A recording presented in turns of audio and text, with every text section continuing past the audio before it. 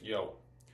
So I have to make this video because as I continue to make math videos, I'm going to talk about spiral dynamics, and I haven't covered what the fuck spiral dynamics is yet, and so I have to do this. So if anybody were to follow my stuff, they would understand what the fuck I'm talking about.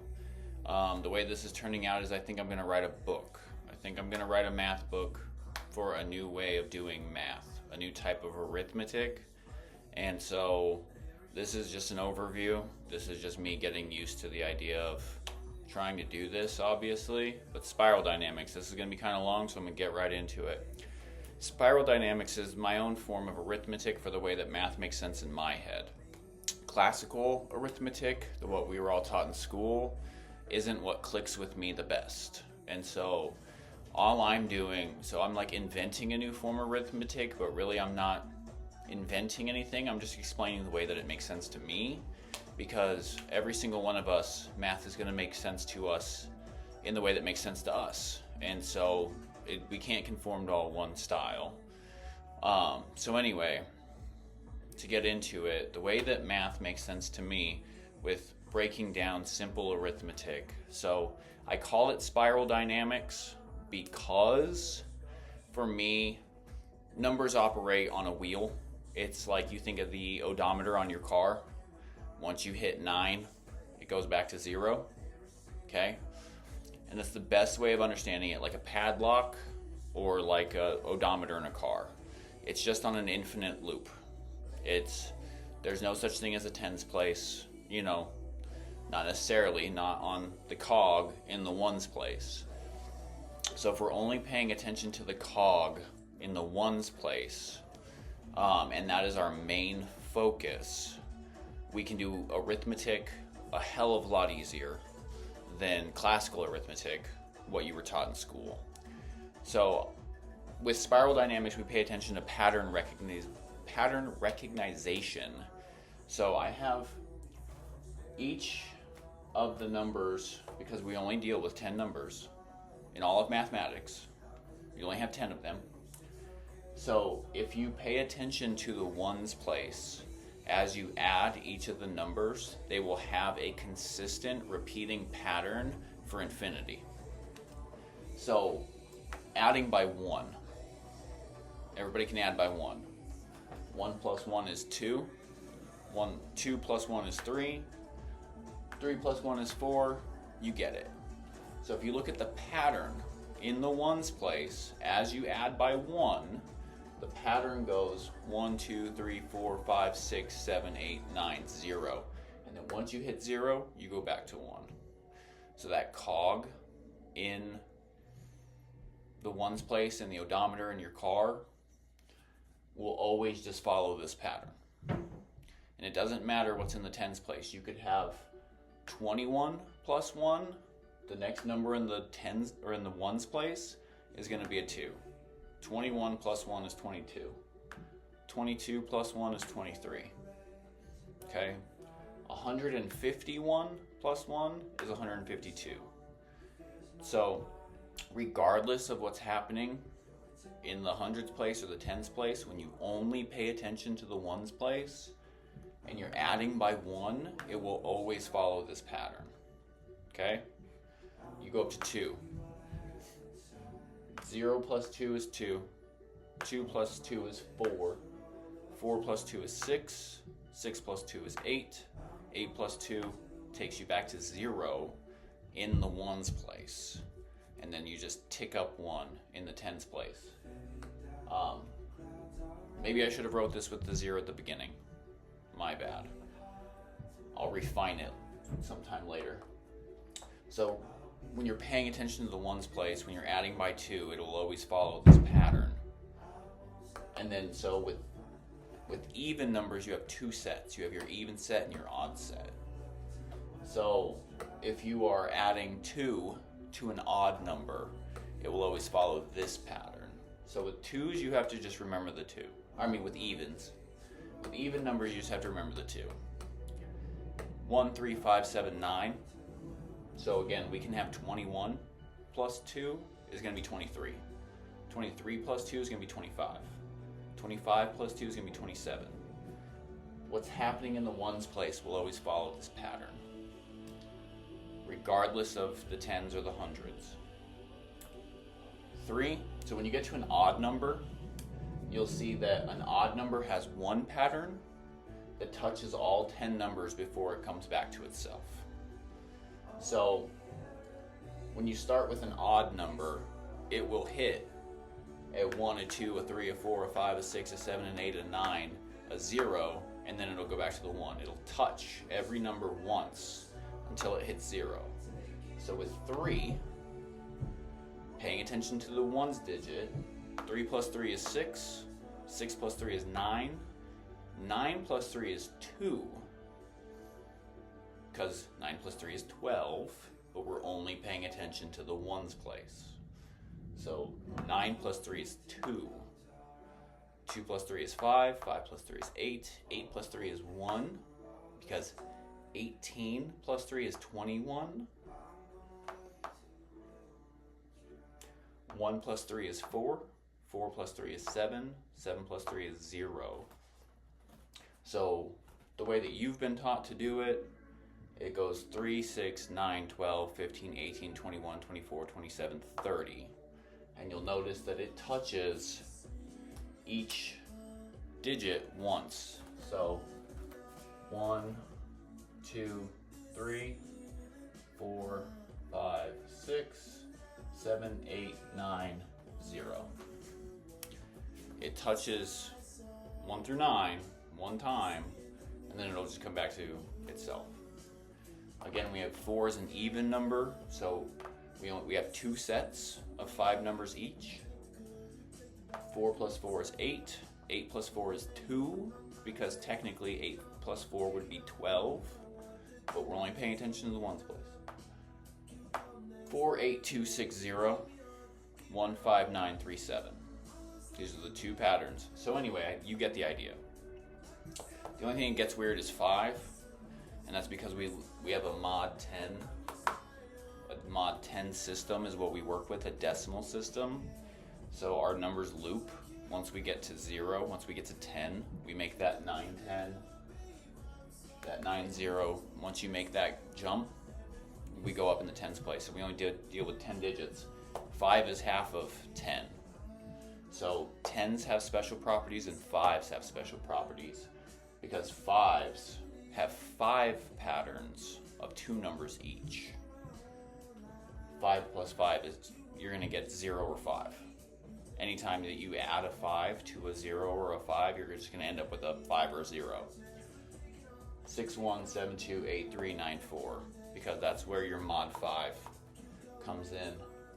So 6 plus 5 is going to be 11, but 11 plus 5 is 16. 16 plus 5 is 21. 21 plus 5 is 26. 1, 6, 1, 6, 1, 6, 1, 6, 1, 6. It'll just, when you're just adding 5, it's always going to follow that pattern. So anytime you see a 7 and you're adding or subtracting 5 to it, the other number is going to be a 2. That's it. That's the only thing it can be. So 87 plus 5 is going to be 92. 92 plus 5 is going to be 97. These are the patterns that you're going to find when you're adding by a number or adding or subtracting by a number. These are the patterns that they'll all follow. So, I don't pay attention to the tens place because the tens place is irrelevant, because most of us understand, well, that's, I guess, another thing about spiral dynamics is once you understand that you make that 9, 0, once you make that 9, 0 jump, you know just to take one up. So if you do 7 plus 6, right? 7 plus 6, what we're actually going to do is we know that this is going to jump. It's going to make that 9, 0 jump. It's going to bridge that gap. We're going to go into the tens place, right? So what we're actually looking at, so 7 plus 6 is going to be 3, because 7 plus 6, because in our 6 pattern, when you hit a 7 and you add 6, you're going to get a 3. And then we know that since we're making that 9-0 get that jump, that we know we're just going to tick one up in the tens place. So this could be 27 plus 6. Well, 7 plus 6 is 3. And we know that we're jumping past the 9, so we got to tick one up in the tens place, and this is 33. So 57 plus 6. Again, you see the 7 and the 6? Well, guess what? You know that 7 plus 6 is 3, and that you just have to tick one up. So that's one of the reasons why I only pay attention to the ones place, is because when you know how these two numbers, the 7 and the 6, when you know the way that they relate to each other, that 7 plus 6 is always going to be a 3, once you have that down in your head, the tens places, it's arbitrary, because classical arithmetic will always try to put numbers on a number line. You know what I mean? 0 to 100. And so classical arithmetic always makes you think of numbers as linear. Starting point, stopping point. Basically start at 0 and go into infinity, right? Classical arithmetic always puts numbers this way, okay, linear. But the way that, so if you think about it, you got 7, right? And when you add 6 plus 6, you end up at 13. And when you have 27 plus 6, you end up at 33. When you have 57 plus 6, you're going to end up at 63. Classical arithmetic makes you think linear. Spiral dynamics is called so because it's non-linear addition and subtraction. I'm just going to move these ones. Okay.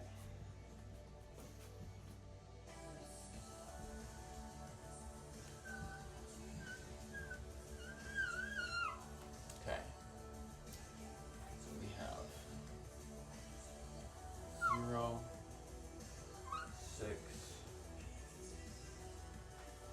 2, 8. Oh, hold on.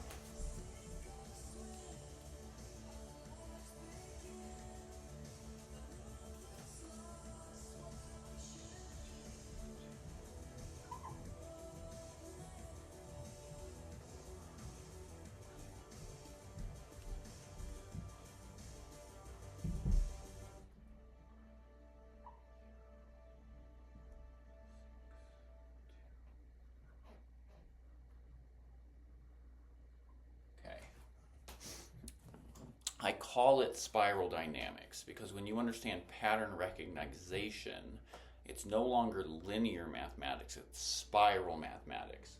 This is similar to a phi spiral or a Fibonacci spiral, that this will zoom in infinitely and zoom out infinitely, and you will always have the same pattern. So this is why I don't pay attention to the tens place, is because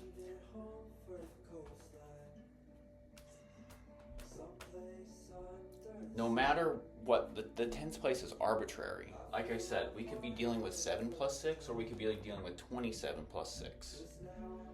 27 plus 6 makes you think that we are at this specific spot in time.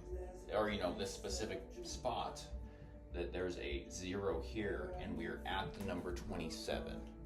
But right now, this is more theoretical, I guess. Instead of being actual 27 units of something, this is theoretically the way that numbers relate to each other. Because 0 plus 6 is 6. Okay? So again, here's the pattern of 6s. 0 plus 6 is 6. 6 plus 6 is 2, or 12. 12 plus 6 is 18. 18 plus 6 is 24. 24 plus 6 is 30. Okay? So let's go ahead and think of it that way really quick.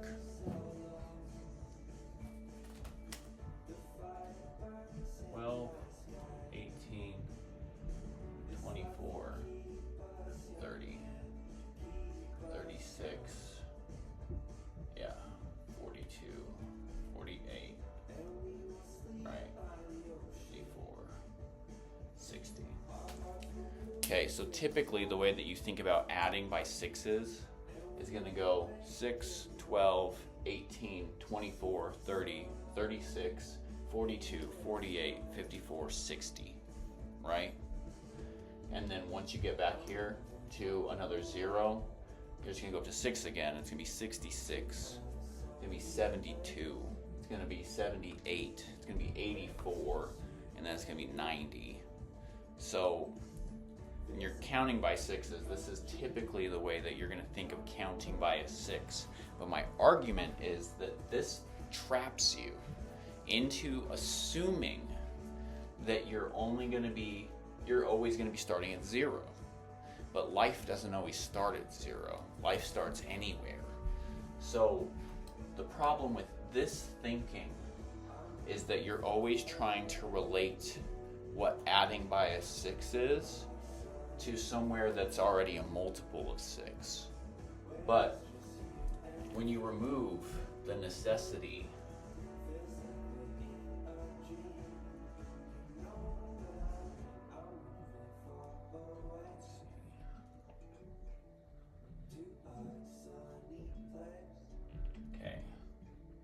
when you remove the necessity of having to add a 6 by a multiple of 6, it's when you just know how 6s work with the numbers around it, it's okay, random number. 852. 852. What's 852 plus 6? Well, we know that 2 plus 6 is going to get us to an 8. So we know this is 258. Like, the problem with thinking linearly is that it makes you assume that you're always starting off of a multiple of 6, but real life is messy. We don't know what we're starting at. What if we have, okay, we're going to start at 57. Let's start at 57. Well, no, I got to do an even number because I didn't draw the odd set. So let's do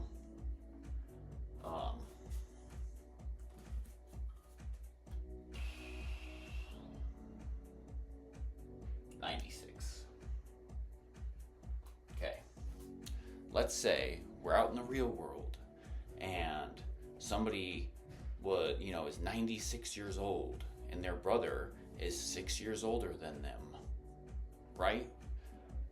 You're not starting at a multiple of 6. I get that this is a multiple of 6, but that's what I mean, is it's just like you don't know where you're going to start when you start adding by 6s. It could be, 96. So when you know that whenever you have a 6 and you're adding a 6 to it, the ones place is going to be a 2. And then you know that you made that 9-0 jump, and so the tens place gets ticked up. So this is 102. What's 102 plus 6? It's 108. It's 108 plus 6, 114. It's 114 plus 6, 120. It's just always going to follow this pattern, no matter where you start.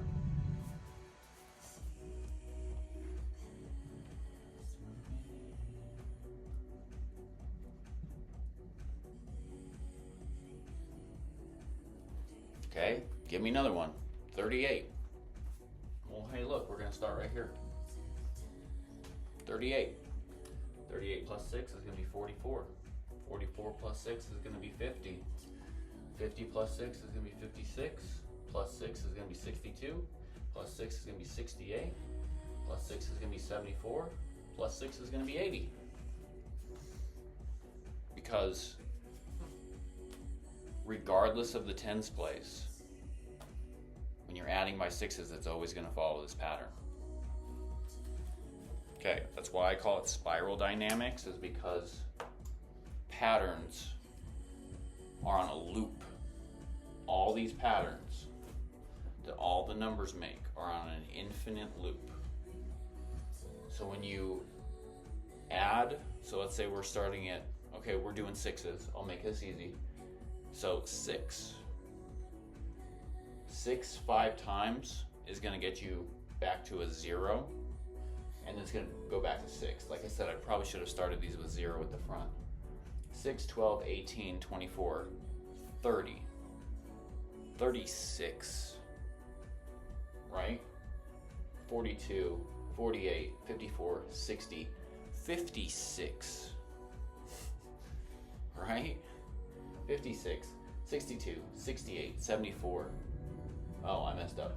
66, 72, 78, 84, 90. 96. You just keep adding by 6s, and it's always going to follow this pattern. Like I said, even numbers have two sets. They've got an even set and an odd set. So I've only been dealing with evens because, just for the sake of argument, let's say we start with 57. Okay, because I've already got it written here. So let's say we start at 57. Well, the pattern with 6s in the odd set is 1, 7, 3, 9, 5.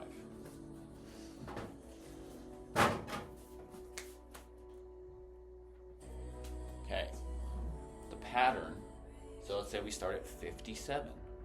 57 plus 6 is going to be 63. 63 plus 6 is going to be 69. 69 plus 6 is going to be 75. 75 plus 6 is going to be 81. 81 plus 6 is going to be 87. 87 plus 6 is going to be 93. 93 plus 6 is going to be 99. And it just repeats this over and over and over again. So when you understand the patterns of the ways that the numbers work with themselves, all of a sudden addition and subtraction just becomes cakework. You don't have to memorize anything. Well, because you learn the patterns. You're not memorizing the patterns. You're learning them, and you learn how to relate with them that way. So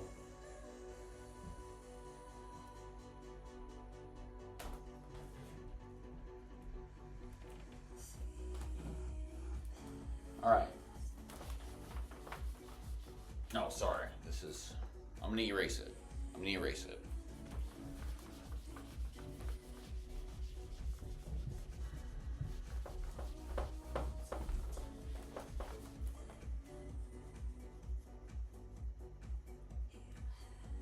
Okay. So, like I said, even numbers, they're going to have two sets. They're going to have their even set and their odd set. And then there's only 5 even numbers. So it's always just going to loop back to 0 after you hit 5. So like 2 times 5 is 10. 2 times 10 is 20. 2 times 15 is going to be 30. 30 times 5, or 4 times 20, I'm getting confused. 20 times 2 is going to be 40. Because this is every 5 times this pattern is going to reset. Odd numbers have one set of 10 numbers, but as you can see, they follow each other. Or they touch every number once. It's not like there's 2 times that you're going to have a number that's going to equal the same thing in the ones place. So let's take 3, right? Okay. All right. When it comes to 3, no matter where you start, you're going to see that, I think y'all get the idea. The only thing that you got to know is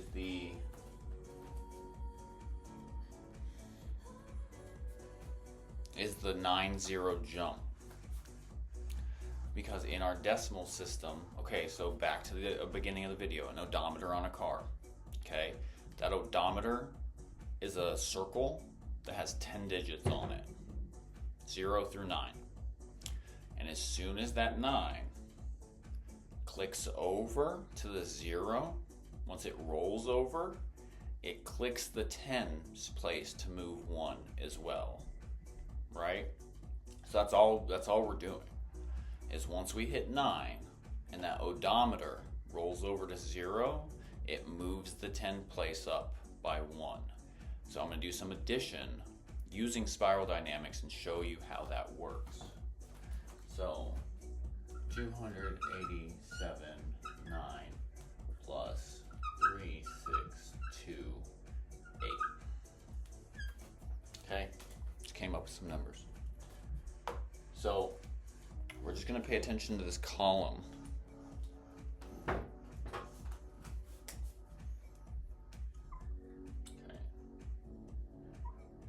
Okay, so we're just paying attention to the ones place.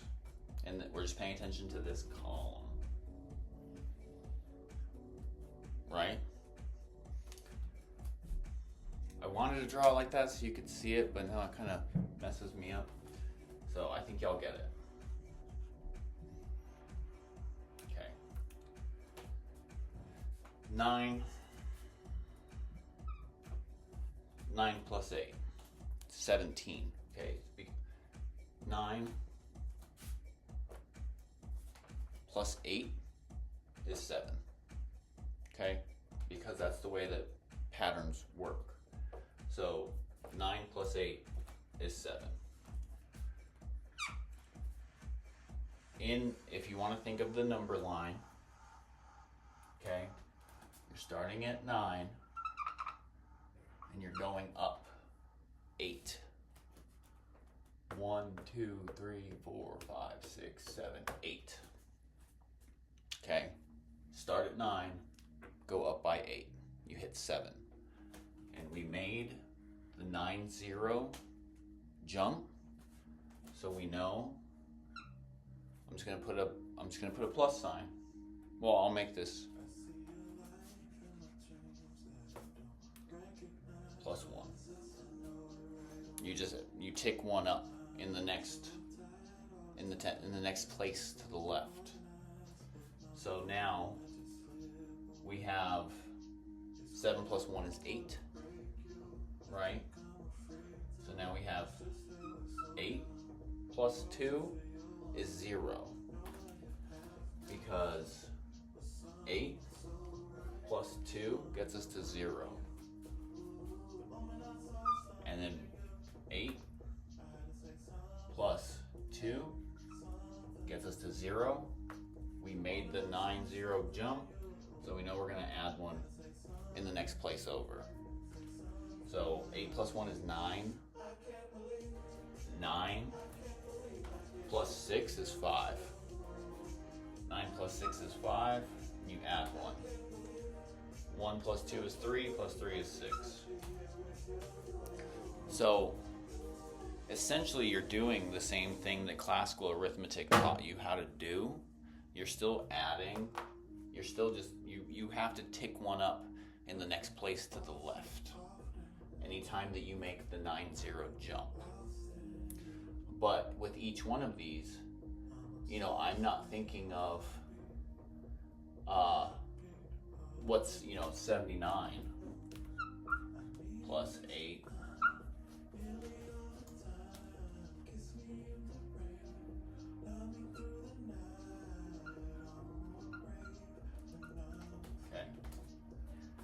each time you look at one of these, you just look at the column. So this was like 9 plus 8. Well, I know the pattern of 8s.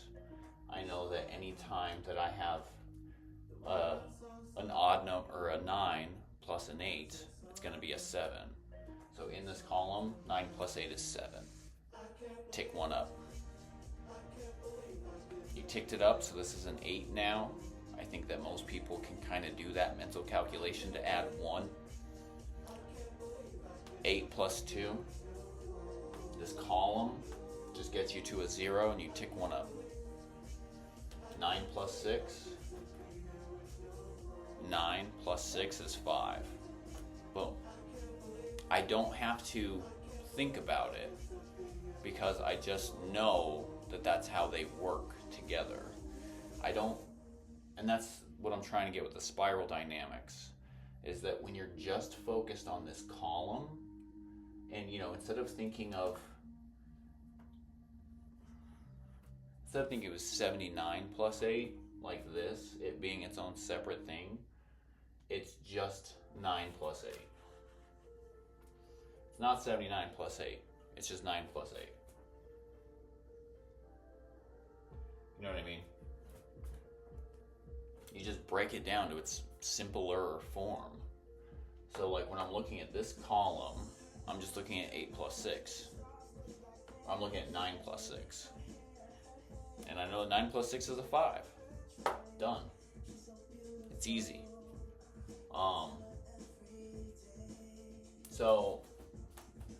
And the only other thing is no associative property. I don't deal with the associative property when it comes to basic arithmetic. With addition and subtraction, like when we get down here to the beginning of relearning how to work with numbers and arithmetic, we're not going to use the associative property. So what that associative property tells you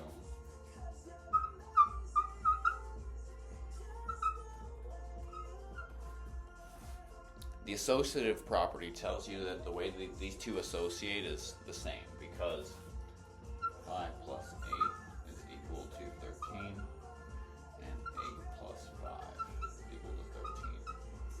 So the associative property makes people lazy, in my opinion. Well, I don't use it for multiple reasons. I don't use the associative property for multiple reasons, but one of them is it makes you lazy, and 2, it changes the subject. Because I guess I should leave that up.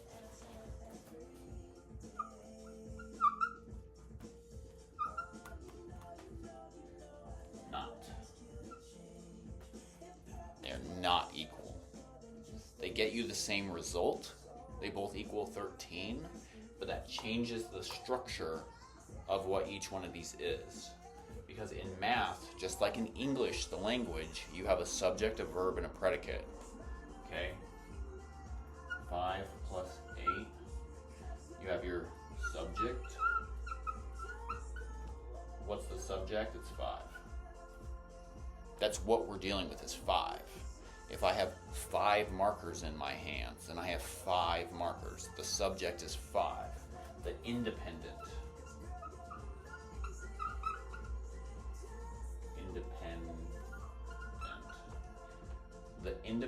variable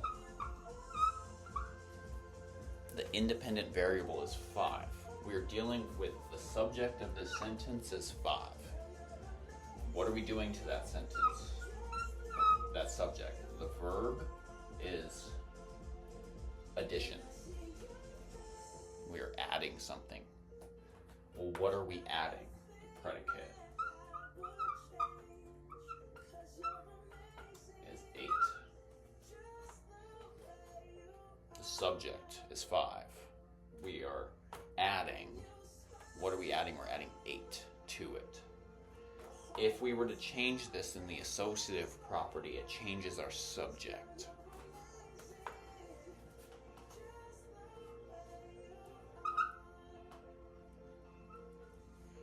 Because when we switch it, now the subject is 8. The verb is still addition, and the predicate is now 5.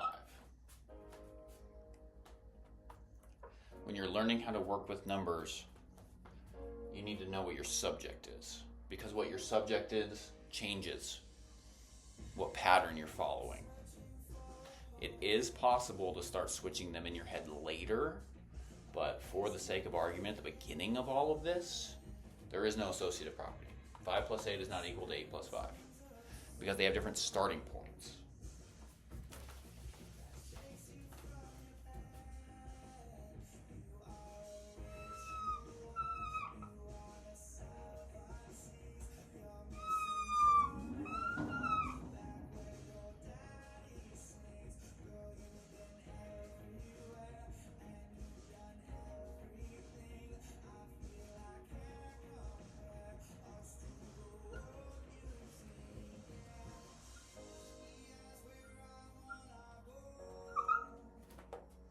5 and 8 aren't equal to each other. Your starting point at 5 plus 8, your starting point is at 5. And you are adding 8 to it. In 8 plus 5, your starting point is 8. And you are adding 5 to it. Yes, they both get you to the same answer. But it changes the sentence structure. It changes what the sentence means when you change the association of the numbers. Okay, because when you're learning how to work with sevens, you need to know how that 7 works by itself, independent of everything else. If you just always think of 7 times 4 as 28, because, 4 times 7 is 28. You're going to just rely on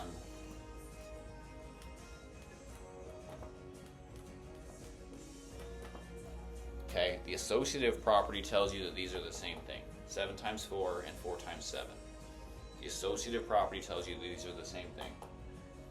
Because if you don't know what 7 times 4 is, you can just flip them because you know what 4 times 8 is, or 4 times 7. So when you know that 4 times 7 is 28, your mind will, schools have taught you to flip these in your head. But that creates laziness, and it changes the subject of what's being said.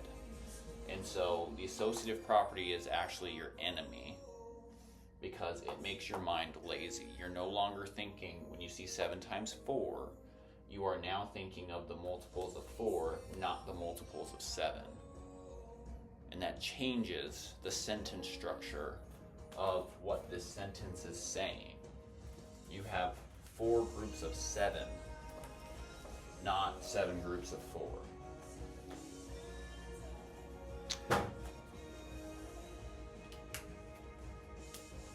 Fuck it, I'm just going into it.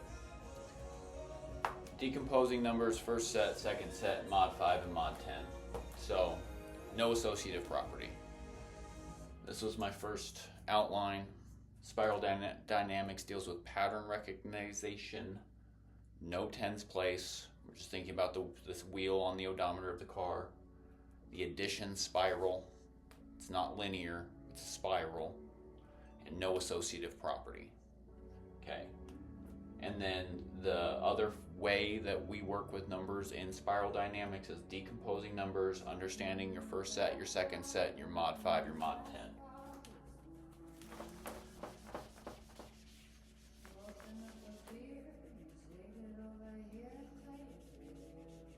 Okay.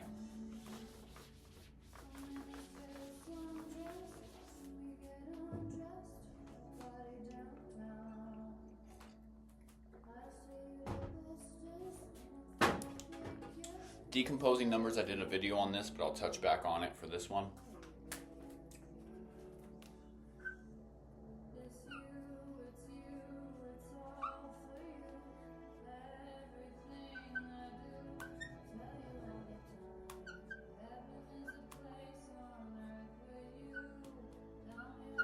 Okay. 10 can be decomposed into 9 plus 1, 8 plus 2, 7 plus 3, 6 plus 4, or 5 plus 5. Because 9 plus 1 is equal to 10. 8 plus 2 is equal to 10. Okay?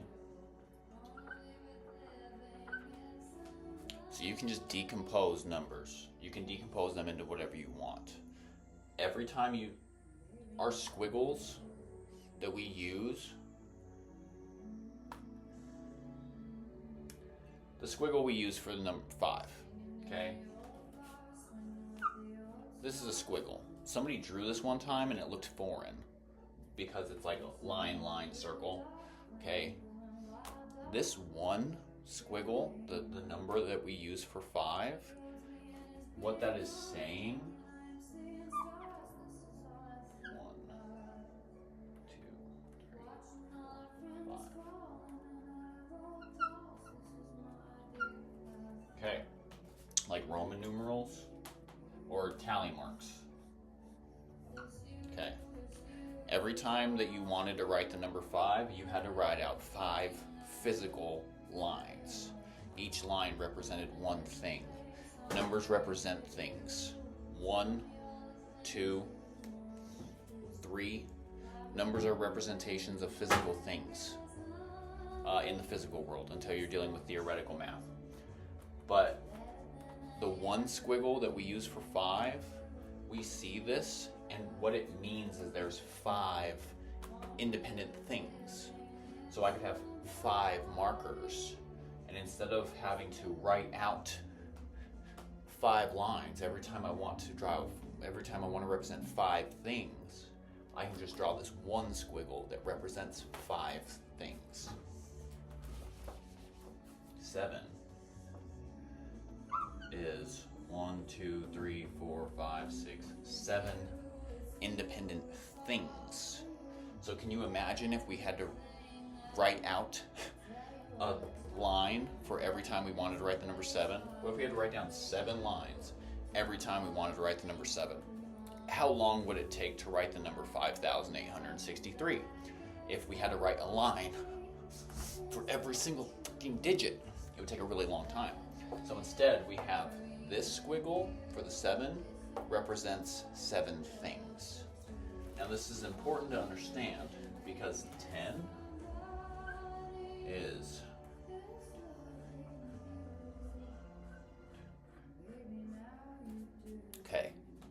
the number 10 is 10 things.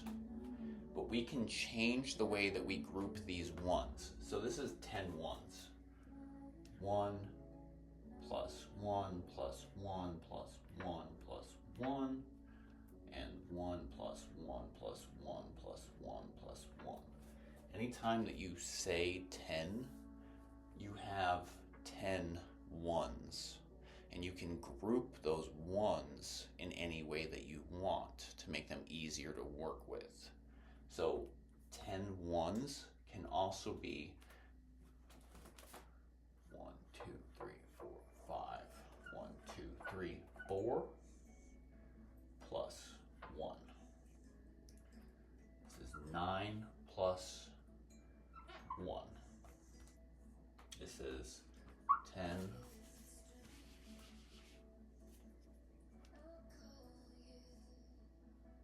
plus 0. 1, 2, 3, 4, 5. 1, 2, 3. 1, 2. 8 plus 2. 1, 2, 3, 4, 5, 6, 7 plus 1, 2, 3. 6 is 1, 2, 3, 4, 5. 1 plus 1, 2, 3, 4. And then 1, 2, 3, 4, 5 plus 1, 2, 3, 4, 5 is 5 plus 5. Okay. A 10 is just 10 ones, but you can group those ones together however the fuck you want. Okay? Because it's all just 10. You're just changing the grouping of the way those ones relate to each other. So,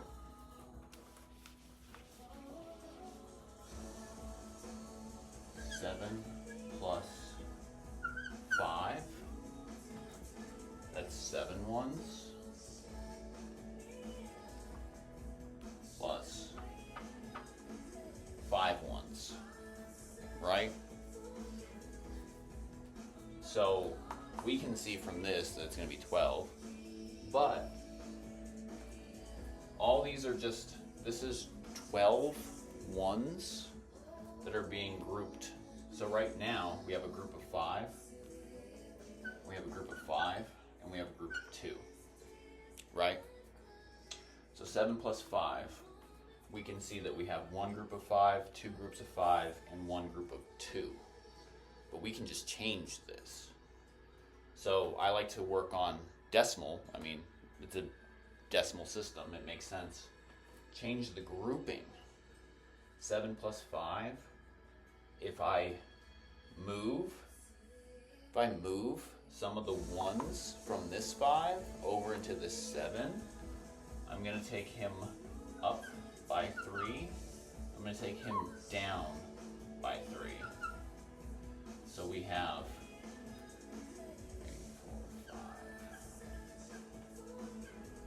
plus 2. Oh, I'm sorry.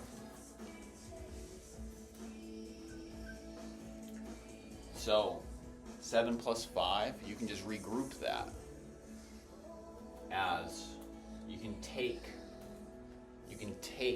3 of the 1s from this 5 and you can move them over to this 7. So 7 plus 5 becomes 10 plus 2. It's easier to see it that way. It's easier to think of it that way. This is the breakdown of decomposing numbers. But to give you like a practical example without all the jargon, what if we have 7 plus 8, right? 7 plus 8.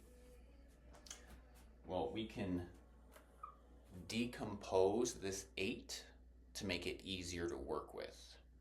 So 8 is 8 plus 0, it is 7 plus 1, it is 6 plus 2, it is 5 plus 3, and it is 4 plus 4. Okay, these are the decompositions of an 8.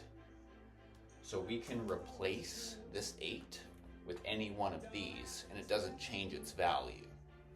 So this is 7 plus 3 plus 5.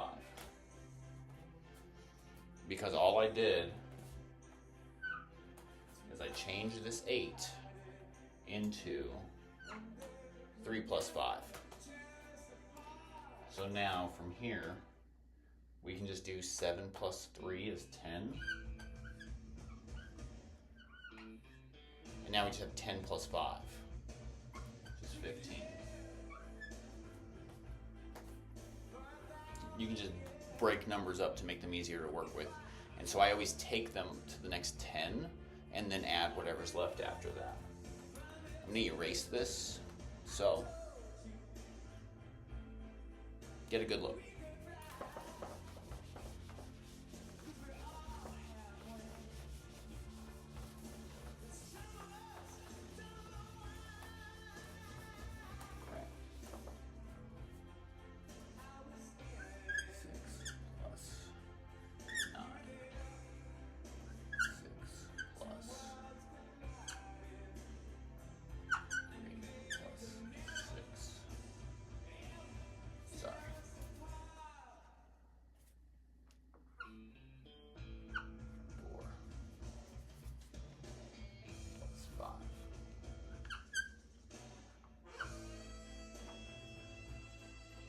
That 4 looks like shit, doesn't it? Anyway. Decompose the 9 into 4 plus 5. 10 plus 5 is 15. 9 plus 9. 9 plus 1 plus 8. 10 plus 8, 18.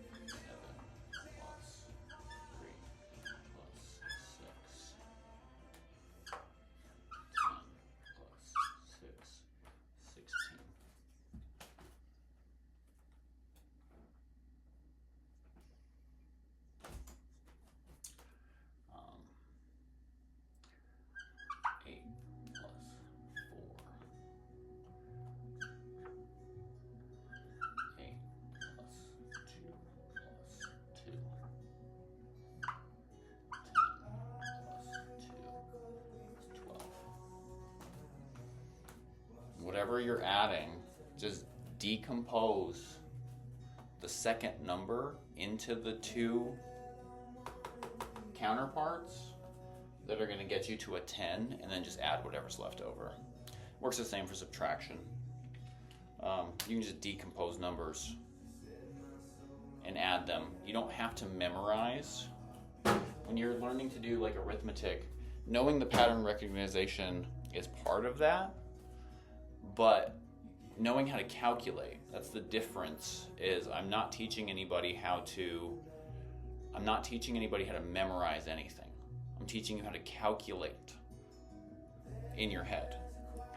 Because when you think of things like 8 plus 7, or when you're in the second set, I'm going to get into that next. When you're in the second set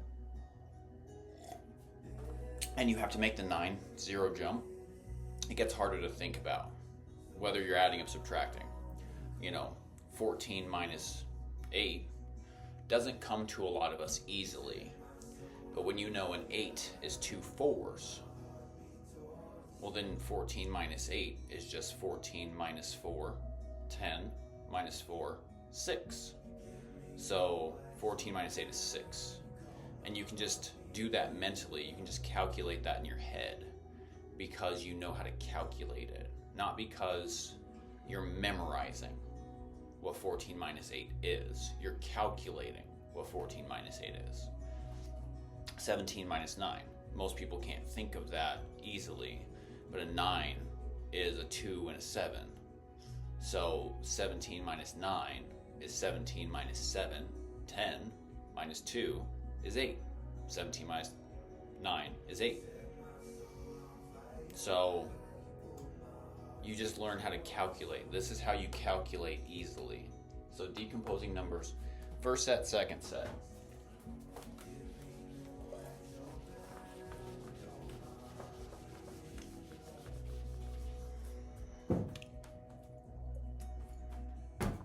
All right.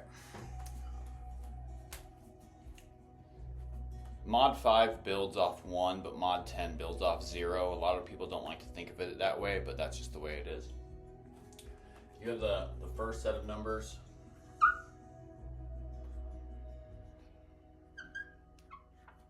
Okay. You have the first set. In our base 10 system, our Mod 5 system,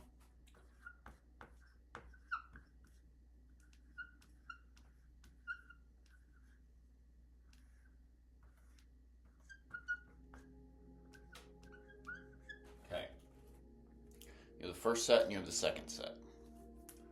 Okay, most of us when we're kids, we understand how to do 2 plus 2. That's easier to do because you're dealing with two numbers that are in the first set. Okay, but as soon as you get to 8 plus 7, that becomes more difficult because you're dealing with two numbers in the second set. So 0 plus 4 are easier to work with, and 5 through 9 are harder to work with. But when you know how to break down things into Mod 5, Mod 10, it becomes easy because the second set becomes the first set. So, first set of numbers, 5, 6, 7, 8, 9. So, basically the first set's easier to work with. And then the second set, the reason that you separate them is 1, on your decimal system, half of 10 is 5, and so everything breaks down to Mod 5. That's like us having 5 fingers on our hand, and in Roman numerals, they count every 5s is a V or an X. They go off 5s.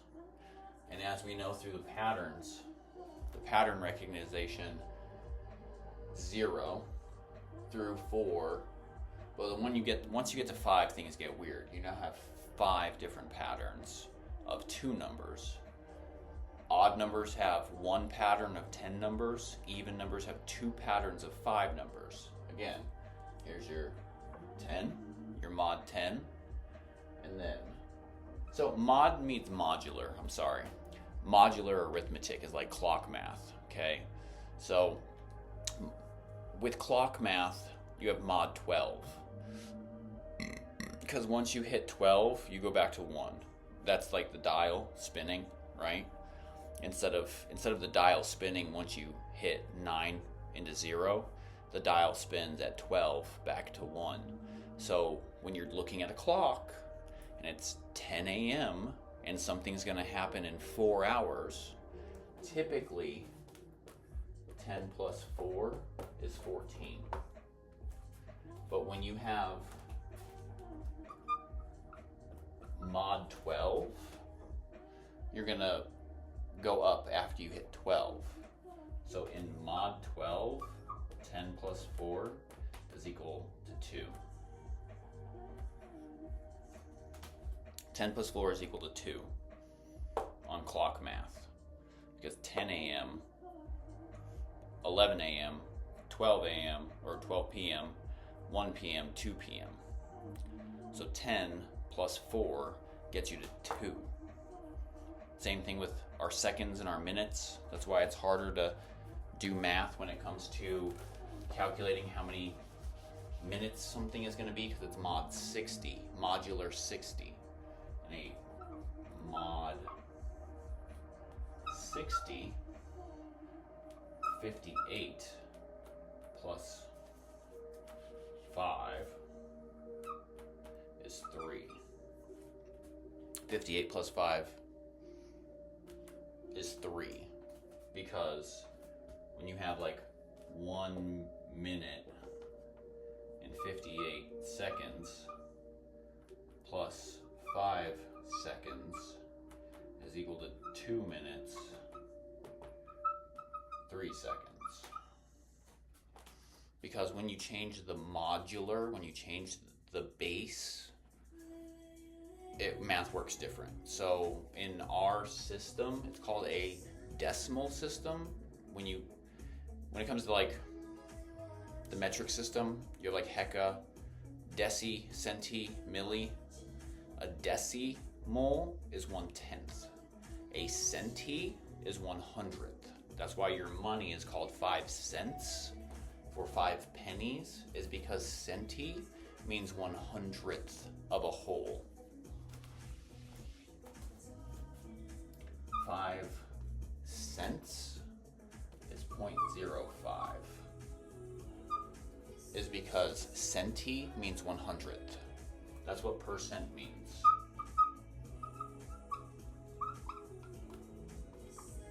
That's what percent means. Per a cent, a 1/100th of that whole. So in your decimal system, deci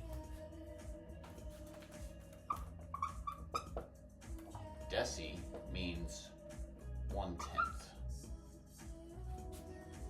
A deci means 1/10. So your whole system is based on tens. As soon as you get to 9, you're going to go to 10. 1 deci up. Okay.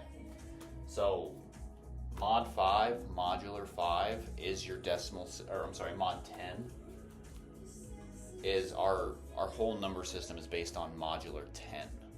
Once you hit 9, you're going to go to 10, and it's going to repeat itself. 19 is going to go to 20. 99 is going to go to 100, because once you hit the next 10 of something, you tick up 1 in the tens place, you tick up 1 in the hundreds place. It's going to go up by 10. So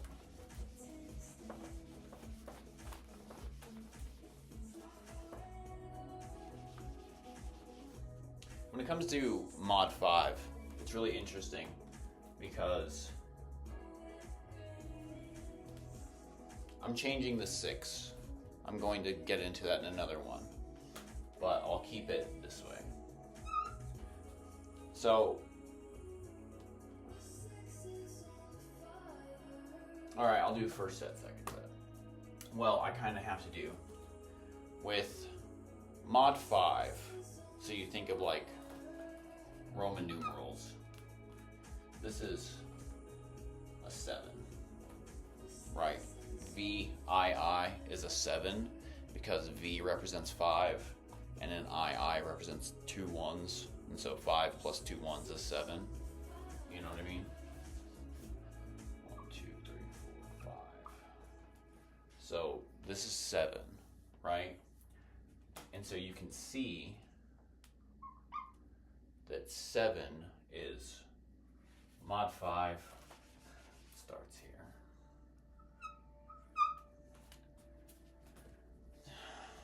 Mod 5 starts at 1, mod 10 starts at 0. So we're dealing with mod 5.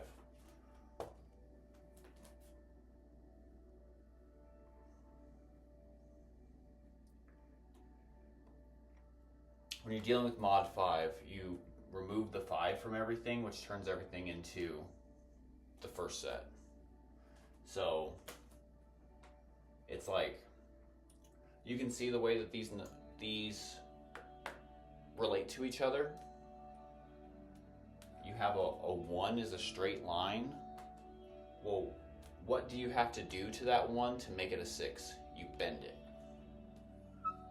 Okay? A 2, what do you have to do to a 2 to make it a 7? You just cut off that bottom part and you straighten out the top part. Okay? That 2, you erase the bottom line and you straighten the top line and it makes a 7. A 3, what do you have to do to a 3 to make it an 8? Well, you just double it, but you just reverse it. Okay? A 4, what do you do with a 4 to make it a 9? You add a little line at the top.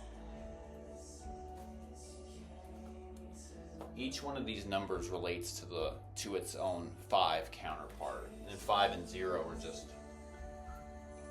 5 and 0. I can't relate the two of them. They are just what they are. But to get to a 6, all you do is you take that straight line and you bend it. To get to a 2 or to get to a 7, you can manipulate this 2 to make it look like a 7. Like, that's all I'm getting at. These even look like their 5 counterpart. The 3 and the 8's the best one. And the 4 and the 9. Because the 3, how do you turn a 3 into an 8? You just reverse it, turn it around. And 4 and 9, how do you turn a 4 into 9? You just add a little line at the top and now you got a 9. Because each one of these numbers relates to its own 5 counterpart. 1 plus 5 is 6. 2 plus 5 is 7. 3 plus 5 is 8. 4 plus 5 is 9. And 5 plus 0 is 0. So you can see that even in the artistic expression of what these numbers are, they even look like each other. Yeah.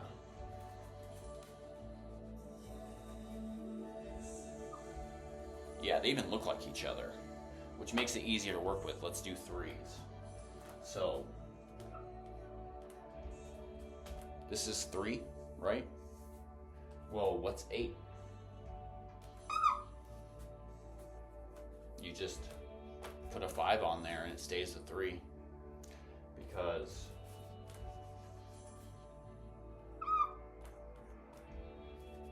when you break things down into mod 5, you understand that you have a 3 and then you have an 8. 8 is just 5 plus 3. You know? 2,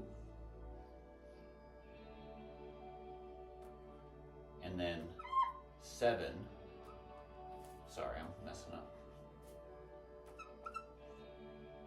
it's just 5 plus 2.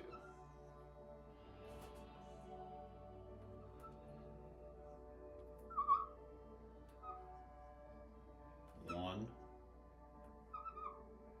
is just, and then 6.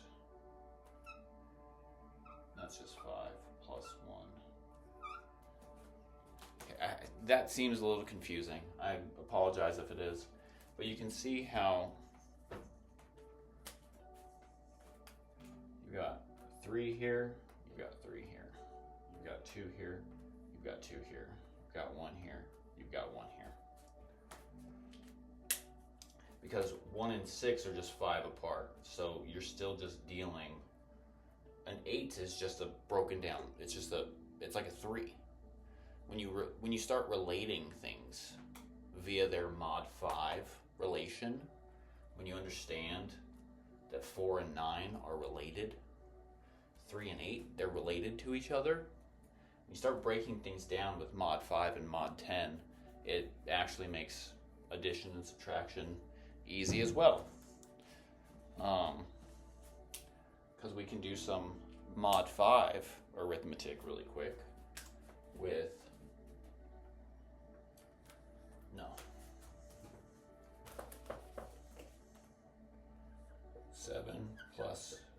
7 plus 7, right?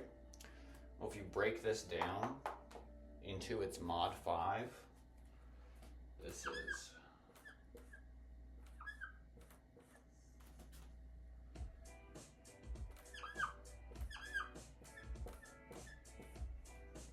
sorry, it's low. 7 plus 7 is just 5 plus 2 plus 5 plus 2, which is 5 plus 5 plus 4. We can see that 7 plus 7, you just combine these two to get you 10. I'll do this in a different color.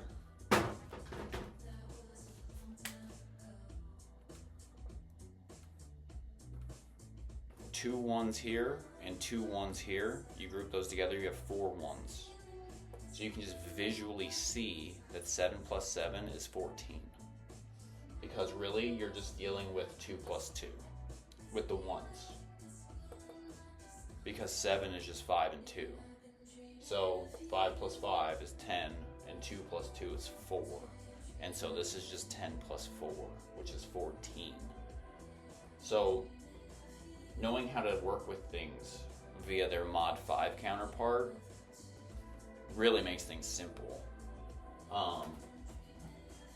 Yeah, it makes things very simple, actually, because 7 now just becomes 2. The 5 is given. Most of us can hold in our head that 7 has a 5 in it. It's just 5 and 2. And so if you can hold in your head that there's a 5, or you just represent the 5 with V's, you just represent the 5 that way.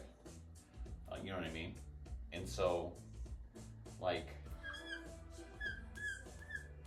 9, because that's 9, because we take that 5 and we just group it into one symbol, because we understand it's a 5. 9 now becomes a 4, because this is 5 plus 4. And so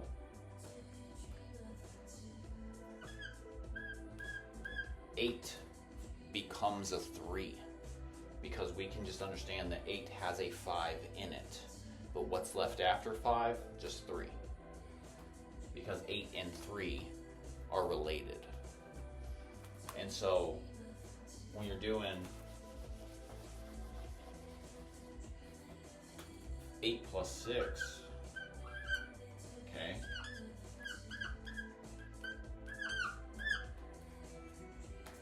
okay, we can see that there's 2 V's, there's 2 5s, so we just know that that's a 10. It doesn't take any brain power to recognize that there's 2 5s here, and so we know we're gonna have 10. And then you just count how many 1s you have. 1, 2, 3, 4. 8 plus 6 is 14. And it's easy to do when you just remove the 5s out of there and you realize that you're just dealing with 3 1s on this side and 1 1 on this side, because 3 plus 1 is 4.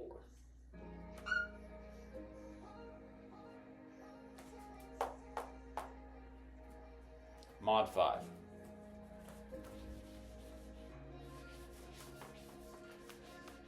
All right.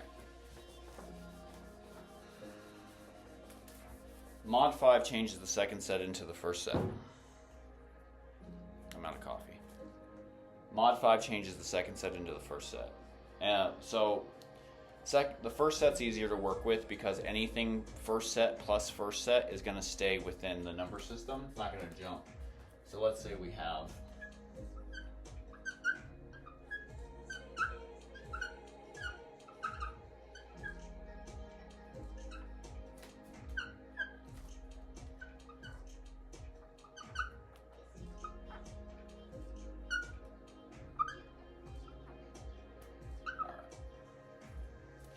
I hate the way that looks. I prefer this. Anyway, so if we're thinking of numbers linearly, the way that classical arithmetic taught you, okay, any number in the first set plus another number in the first set, okay, we're dealing with mod 10 again, so these move. Okay, we're dealing with mod 10 again, so these move. So anything in the first set plus another number in the first set is going to keep you here. 2 plus 2 is going to be 4. 4 plus 3 is going to be 7. 4 plus 4 is going to be 8. Whenever you have a first set plus a first set, it's going to equal less than 10. It's going to be less than 10. Anytime that you have one of these numbers, 0 through 4, and you're adding another 0 through 4, it's going to be less than 10. But when you're dealing with the second set, you have the potential to go into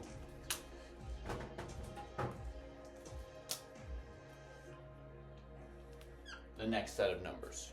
I know I didn't complete it. You understand what I'm getting at. First set. Hold on.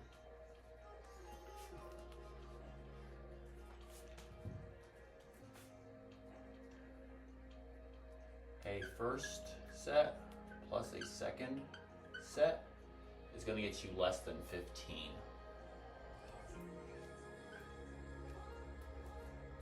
Sorry, that looks kind of shitty.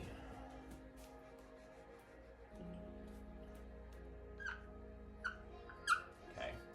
A first set number plus a second set number is going to get you less than 15.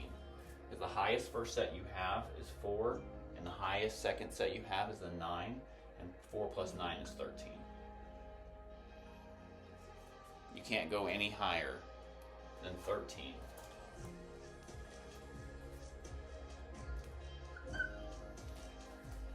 Because 7 plus 3 is going to be 10. 6 plus 4 is going to be 10.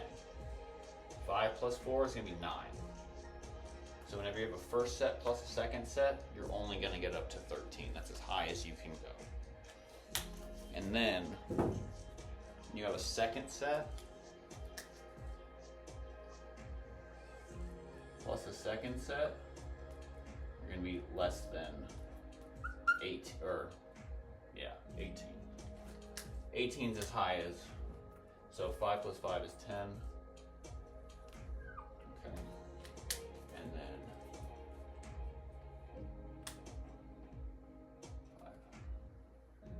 5. Okay. So visually you can see that the orange represents the first set, and the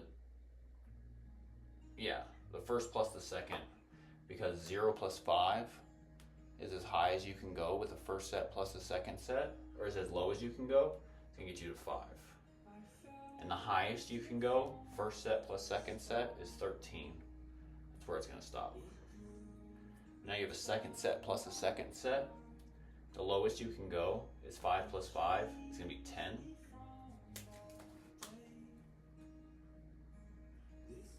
And then 9 plus 9 is 18. So this is the range that you're going to get when dealing with the second set plus the second set. And so that's why it's so much easier to do arithmetic when you're just dealing with first set plus first set. because no matter what you do, you're always going to be less than 10. 4 plus 4 is 8. That's easy to understand. 2 plus 2 is 4. That's easy to understand. But as soon as you have a first set plus a second set, you have the possibility of going over 10. Now you have to do that mental calculation of breaking that 9, bridging that 9-0 gap and going into the tens place. And so 4 plus 8 is going to be 12. So 4 plus 8, first set plus second set, is now going to bridge that 10 gap. So it makes you think a little bit more. And then second plus second set is difficult, more difficult, because you're always going to land somewhere in the 10 to 18 range. This is why I think that I also need to teach mod 20. Which is why we need to go up to mod 20, is because it's important to know in this structure that these numbers, because once you hit 20, the pattern repeats. So this is another pattern. This is just another pattern recognition of the way that adding numbers and subtracting numbers works. Which is why mod 5 makes things easy, because you turn your second set into your first set. Because when you look at it this way, you have,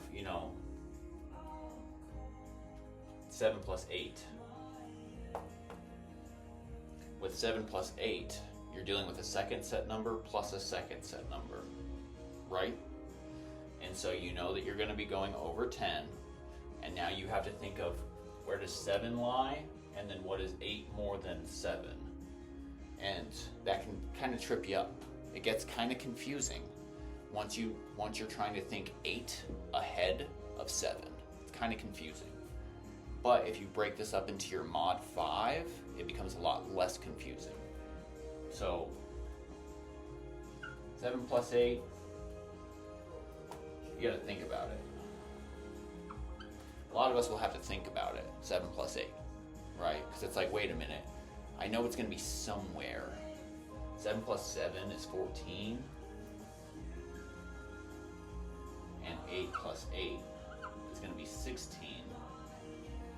So like, a lot of the way this people will think about 7 plus 8 will be like 1 more than 7 plus 7, or 1 less than 8 plus 8. Because you have to like figure out something that's easier, and then you have to work from there to figure out what this is. You gotta think about it a little bit. But if you change this into a mod 5 problem,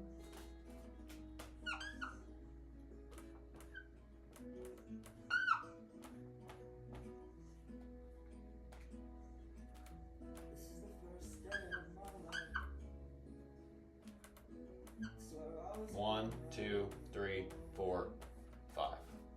If you change this into a mod 5 problem, 7 becomes a 2, and 8 becomes a 3. And all of a sudden, you can understand that 7 and 8 both have 5s in them. Doesn't take very much brain power to know that. But when you know that 7 is just a 2, and you know that 8 is just a 3, 2 plus 3 is 5. 7 plus 8 is 15. Because you have the 2 5s, and then you have 2 plus 3. So changing things into mod 5 has definite benefits.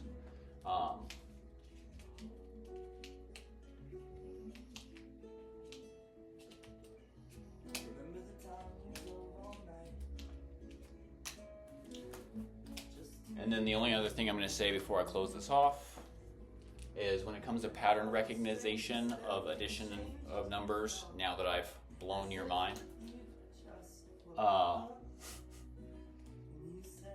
with your 10 counterparts,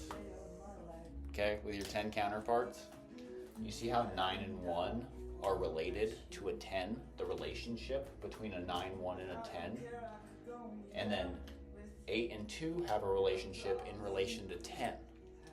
7 and 3 have a relationship in relation to 10, right?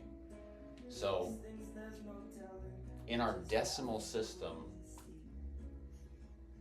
7 plus 3 have a relationship together, because when you add the two of them together, you're gonna hit 10.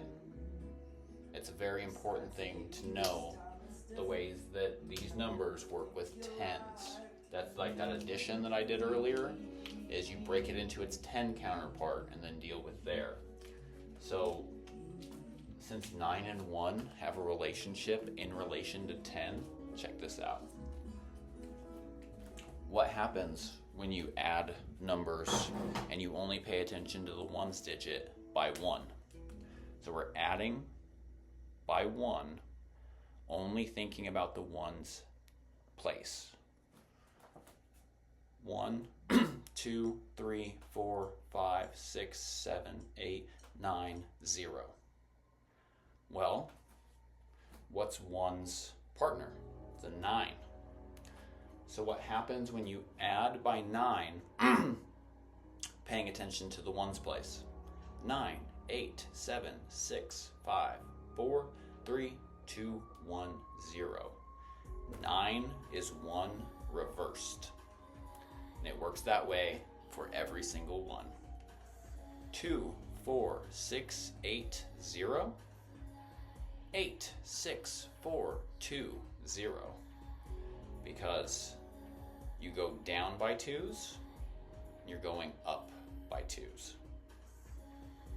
Okay? 7 and 3. 3, 6, 9, 5, 8, 1, 4, 7, 0. Well, let's look at 7. It's 3 reversed. So if you look at 3 this way, 3, 6, 9, 2, 5, 8, 1, 4, 7, 0. Look at 7 backwards. 3, 6, 9, 2, 5, 8, 1, 4, 7. 3 forward is just 7 backwards. 7 forwards is just 3 backwards. Same thing with 4 and 6. Let's do the odd. 1 plus 4 is 5, plus 4 is 9, 3, 7. We'll look at 6. 1, 7, 3, 9, 5. Yep. This one started at 5 and went this way. This one starts and goes this way. 5, 9, 3, 7. 5, 9, 3, 7. Relationships in the ways that's another relationship that numbers have, is the way they relate to a 10 and the patterns that they have that break up when you relate them to a 10. Numbers have so many different relationships that people don't talk about, and understanding those relationships is what makes math easy. It's understanding what numbers are. So have you noticed that in every single video I've talked about so far, I've never even gotten into like multiplication. I've barely touched on addition and subtraction. Because school is like, they try to teach you math and they say, here's what you can do with numbers, but they don't teach you what the fuck a number is. And so this is what numbers are. And this is how they relate to each other. Because how can I teach you how to write a sentence if you don't understand how to spell?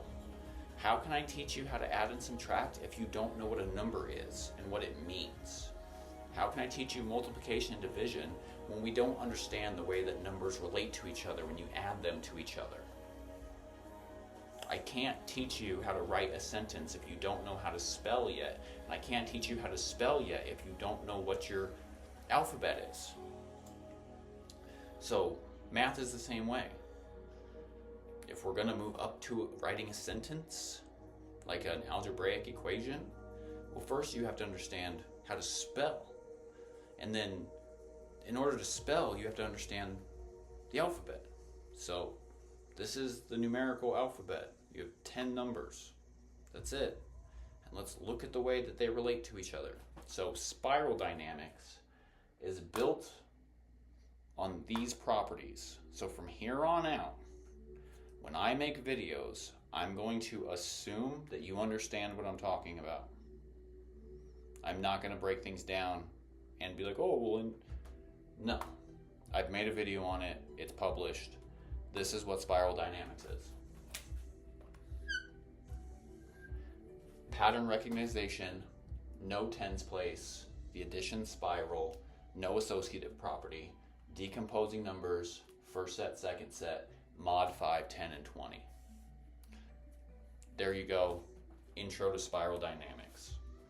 Love you.